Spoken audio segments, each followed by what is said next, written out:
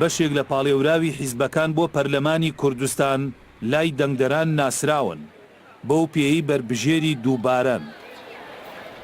کوێستان بربژێری پارتیە لە هەڵبژاردننی پێشووی پەرلەمانی کوردستان خۆی پاڵاوتە بوو دەرنەچوو.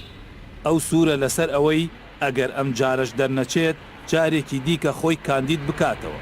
دیارە حیزبیش پێی باش بوو کە من کاندید بووم بە حکمی ئەو چالاکیانی کە لە سنووری لە قوناوچەکان ئەنجام داوە لە گرێمانی ئەوەی کە جارێک ئەگەر دەرنەچووم ئەگەر حیزب پێی باش بێ کە بتوانم ڕۆڵ ببینیم حتمما خۆم هەڵە بژێرمەوە تا ئەو ئومێدەی کە پێی بگەشم کە خزمەت بە کۆمەلگا بکەم.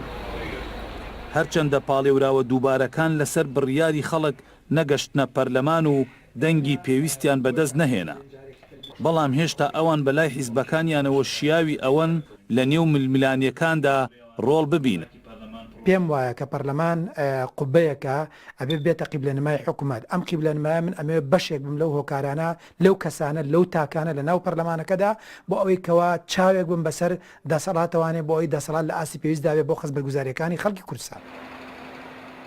ئەم بربژێرەی گۆڕان لە هەڵبژاردننی خولی چوارەمدا توانی بگاتە پەرلەمان، بەڵام دووبارە خۆی پاڵاوتووەتەوە و دەڵێ ئەوە خواستی بزوتنەوەکەیەتی. هەموو ئەو شتانی کە لە خولی چوارەمە لەبەر هۆکاری سیاسی ئابووری و بارودۆخی کوردستان نەمانتوانین لە پەرلەمانی کوردستانە جێبەجێکەین لە خولی پێنجەمی پەرلەمانی کوردستانە بیهێنێتی بە تایبەتی لەسەر و هەمووشانەوە جیان لە مەسەلە پەروەردەیەکان و خوێندنی باڵا و داهاتی کوردستان نووسینەوەی دەستورێک کە سیستەمێکی پەرلەمانی هاوچەرخ لە هەرێمی کوردستانە بچەستێت. بربژێرانی دووبارە بۆ پەرلەمانی کوردستان کۆمەڵ 15 بربژێری دووبارە، 11 بربژێری دەرنەچوو، 4 بربژێری دەرچوو، یەکێتی 7 بربژێری دووبارە، 2 بربژێری دەرنەچوو، 5 بربژێری دەرچوو، پارتی 5 بربژێری دووبارە، 1 بربژێری دەرنەچوو، 4 بربژێری دەرچوو، یەکگرتوو 15 بربژێری دووبارە، 9 بربژێری دەرنەچوو، 6 بربژێری دەرچوو، گۆڕان 5 بربژێری دووبارە، 2 بربژێری دەرنەچوو، 3 بربژێری دەرچوو، نەوەی نوێ 10 بربژێری دووبارەی هەن سەرجەمیان دەرنەچوون.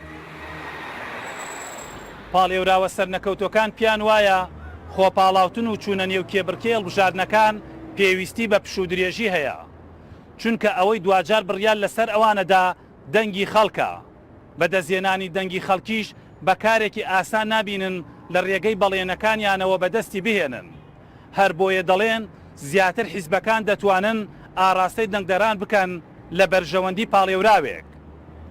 جەمال ئەحمەد جەمیل، ڕوودا و سلێمانی.